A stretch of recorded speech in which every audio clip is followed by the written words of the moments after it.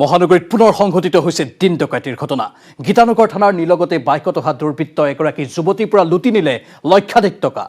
Rickshaw চালক পিতৃয়ে বেংকৰ পৰা উলিয়াই অনা ধন কন্যাৰ হাতত দি ঘৰমুৱা হোৱাৰ সময়তে সংঘটিত হ'ল এই অঘটন।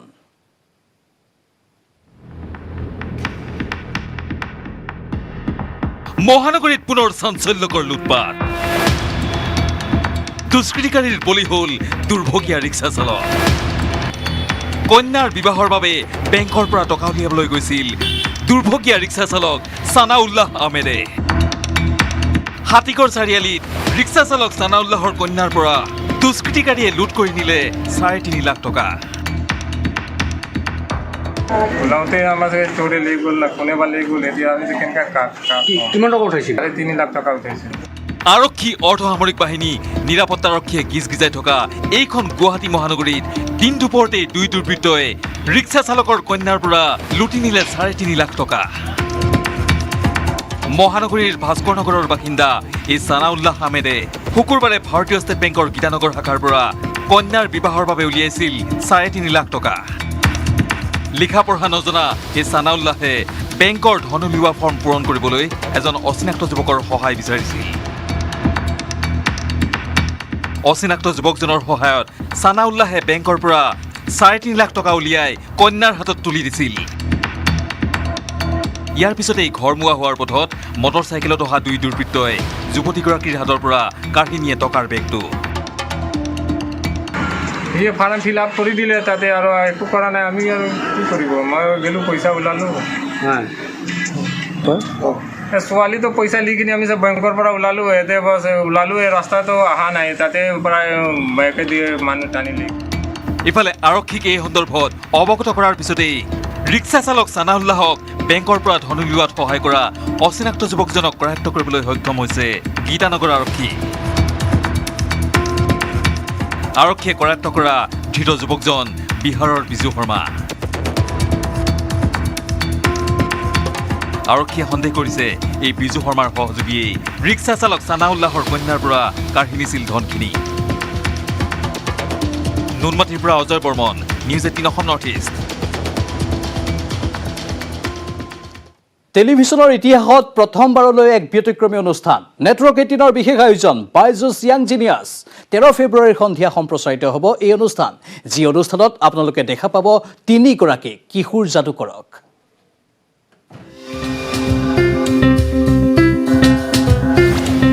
तीन चेहरे जो कैलकुलेटर को हरा देते हैं,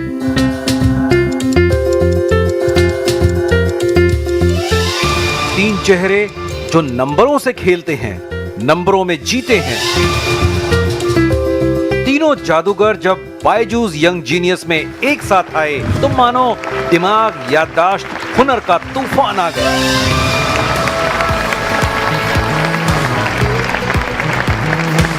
आइए, बैठिए बैठिए। कैसा लग रहा है आपको बायजूस यंग जीनियस में? बहुत अच्छा लग रहा है। बहुत अच्छा लग रहा है। देखिए, 7,91,212 7,91,212 7,91,212 दूनी 39,81,000 60 7 लाख। रुक जा भाई, रुक जा, पहले जरा चेक कर लूं। ये लीजिए सारे आंसर्स वहां पर।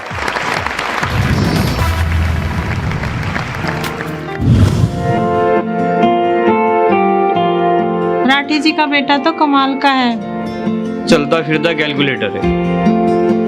चिराग मेरे गांव का चिराग है। ये है 15 साल का यंग जीनियस चिराग राठी। यूपी के सहारनपुर के गांव में गरीब परिवार का चिराग अपने शहर का ही नहीं, पूरे प्रदेश और देश का चिराग बन रहा है। उसने बचपन से ही मैथ से दोस्ती कर ली। नतीजा 100 करोड़ तक के पहाड़े उसे याद हैं।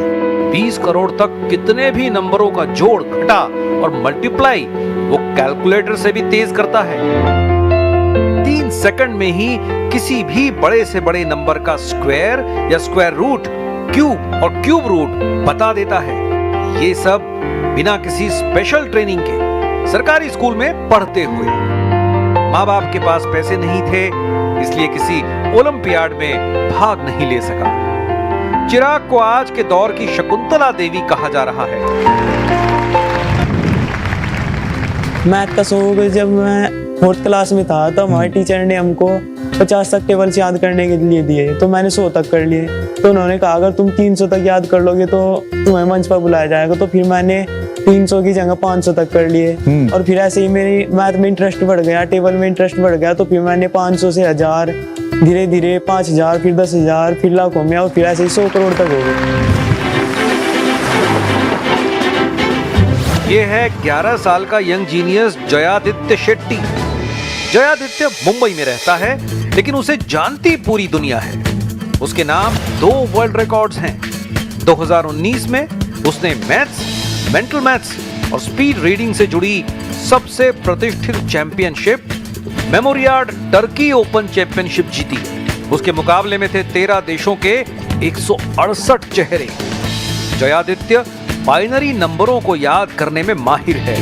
मैंने और मेरे पापा ने ऐसे बाइनरी कोड्स बनाए हैं जिसकी मदद से मैं 1000 से भी ज्यादा बाइनरी डिजिट याद कर सकता हूँ। 00000। कितने भी नंबर उसे एक बार दिखाइए और वो बाद में हूबहू उसी पैटर्न में उन्हें बता देगा।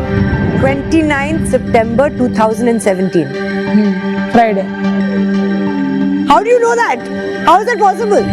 जयादित्य खुद को एथलीट की तर्ज पर मैथलीट कहता है, लेकिन लोग उसे आज के दौर का आर्यभट्ट कहते हैं। वाओ, फैबुलस, तुम गले मिलो मेरे भाई। ये लो, फुल ग्रीन। ये है 10 साल की यंग जीनियस अवंतिका कांबली। मुंबई की सिर्फ 10 साल की ये लड़की मैथ्स चैंपियन है। 6 डिजिट इम्परफेक्ट स्क्वायर रूट्स की किड्स कैटेगरी में दुनिया में दूसरे नंबर पर है। हाल ही में दुबई में मेंटल मैथमेटिक्स इंटरनेशनल चैंपियनशिप में उसने यंगेस्ट अचीवर्स का अवार्ड जीता। I am Avantika Kambli. I'm 10 years old and I'm a young mathematician from Mumbai. I am an international champion in square roots. Avantika आंखों पर पट्टी बांधकर 20 सेकंड से भी कम वक्त में रूबिक क्यूब की पहेली सुलझा चुकी है। That's amazing. That's brilliant. Fantastic. I don't know whether I'm applauding the hula hoop skills or the Rubik's Cube skills. I'm just wowed. अब थोड़ा फन हो गया। आ रहे हैं ये यंग जीनियस नेटवर्क 18 पर एक अनोखे शो में, बायजूस यंग जीनियस में। উভতি আহিছোঁ প্ৰাইম টাইম 18ৰ শেষ অংশলৈ। আত্মনিৰ্ভৰ ভাৰতৰ শ্লোগানে উদ্বুদ্ধ কৰিছে লাখ লাখ ভাৰতীয়ক। ITCৰ সহযোগত নেটৱৰ্ক 18 সম্প্ৰচাৰ কৰিছে সকলোকে প্ৰভাৱিত কৰিব পৰা আত্মনিৰ্ভৰশীলতাৰ বহু ৰোমাঞ্চকৰ কাহিনী। আজি আগবঢ়াইছোঁ প্ৰতিজন ভাৰতীয়ক প্ৰভাৱিত কৰিব পৰা এটা ষ্টাৰ্টআপৰ কাহিনী, যি ষ্টাৰ্টআপে আৰ্টিফিচিয়েল ইণ্টেলিজেন্সৰ সহায়ত বৈপ্লৱিক পৰিৱৰ্তন আনিবলৈ সক্ষম হৈছে দেশৰ কৃষি খণ্ডত।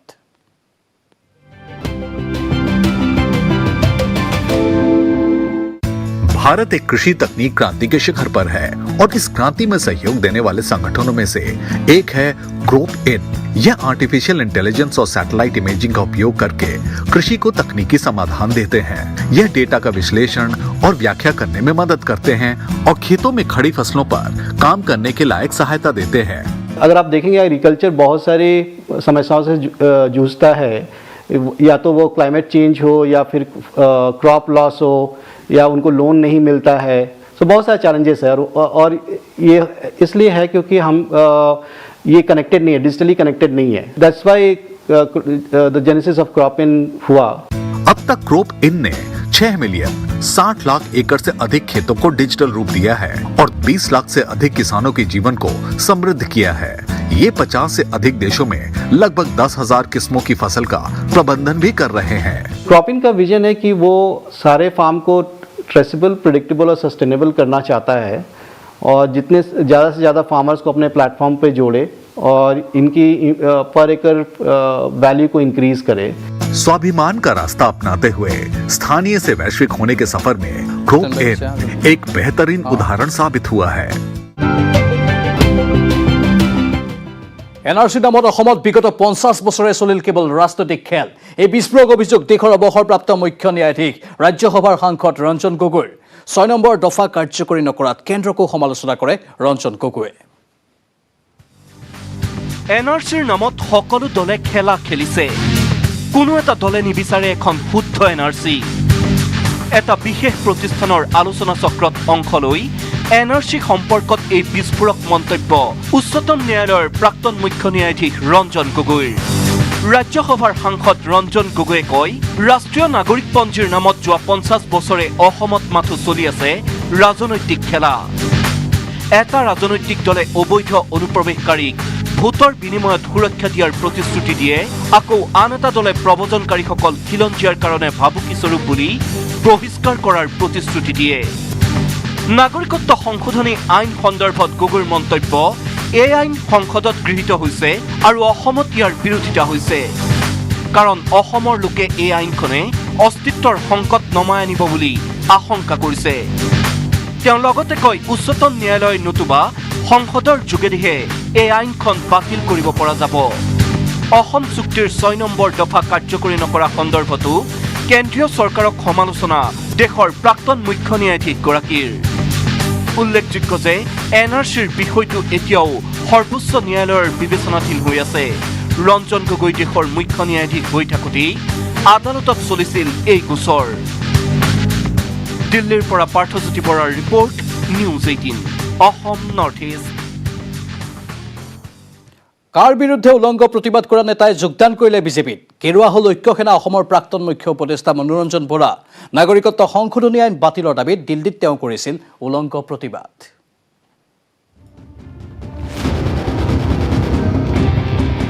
দিল্লীত উলংঘ প্ৰতিবাদ কৰা কা বিৰোধী নেতাই পিন্ধিলে গেৰুৱা বসন। শুকুৰবাৰে বিজেপিত যোগদান কৰিলে ঐক্য সেনা অসমৰ প্ৰাক্তন মুখ্য উপদেষ্টা মনোৰঞ্জন বৰাই। নাগৰিকত্ব সংশোধনী আইন বাতিলৰ দাবীত দিল্লীত উলংঘ প্ৰতিবাদ কৰিছিল এইগৰাকী কা বিৰোধী নেতাই।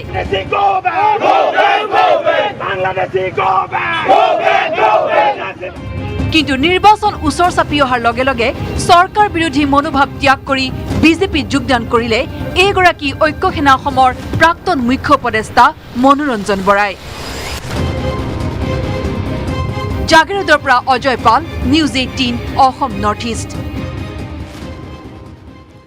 14 দিনৰ ন্যায়িক জিম্মাত গুৱাহাটীত গ্ৰেপ্তাৰ হোৱা কৰিমগঞ্জৰ কংগ্ৰেছ নেতা কবিৰ আহমেদ। সংখ্যালঘু কোষৰ নেতাগৰাকী ৰঙাঘৰত সোমোৱাৰ পাছতেই কংগ্ৰেছৰ বিৰুদ্ধে মুখৰ হৈছে কৰিমগঞ্জ বিজেপি। 14 দিনৰ ন্যায়িক জিম্মাত কংগ্ৰেছ নেতা কবিৰ আহমেদ। কৰিমগঞ্জ কংগ্ৰেছৰ সংখ্যালঘু কোষৰ সভাপতিগৰাকীক ৰঙাঘৰলৈ প্ৰেৰণ কৰাৰ পাছতে জিলা বিজেপিয়ে আনিছে এটাৰ পাছত আনটো অভিযোগ। ড্ৰাগছৰ নিষিদ্ধ বেহাৰ সৈতে জড়িত কবিৰ আহমেদ। हमने कबीर अहमद को डिटेन किया है। वो कुछ दिन पहले बराईग्राम में उसको किसी केस की इंक्वायरी में लाया गया था, वहाँ से वो पुलिस कस्टडी से फरार हो गया था। तो भगोड़ा था उसने को हमने कल गुवाहाटी से अरेस्ट किया और आज मजिस्ट्रेट के सामने प्रोड्यूस किया कि कुछ केसेज में उनका नाम आया है, तो इंक्वायरी के लिए उनको रखा गया था। फर्दर इन्वेस्टिगेशन अभी चल। কবিৰৰ বিৰুদ্ধে কৰিমগঞ্জৰ লগতে ত্ৰিপুৰাতো ৰুজু হৈ আছে বহু গোচৰ। 23 জানুৱাৰীত সেইজন কবিৰক বৰাইগাম আৰক্ষীয়ে আটক কৰাৰ পাছত একাংশ কংগ্ৰেছীয়ে থানা ঘেৰাও কৰাৰ অভিযোগ বিজেপিৰ। কংগ্ৰেছী নেতা পালি নেতাৰ সহযোগতে কবিৰে আৰক্ষীক প্ৰহাৰ কৰি থানাৰ পৰা পলাই যোৱাৰ অভিযোগ কৰিমগঞ্জত জিলা বিজেপিৰ। কেৱল আসামত নহয়, ত্ৰিপুৰা ৰাজ্যতো তেখেতৰ নামত বহুকেইটা কেছ আছে।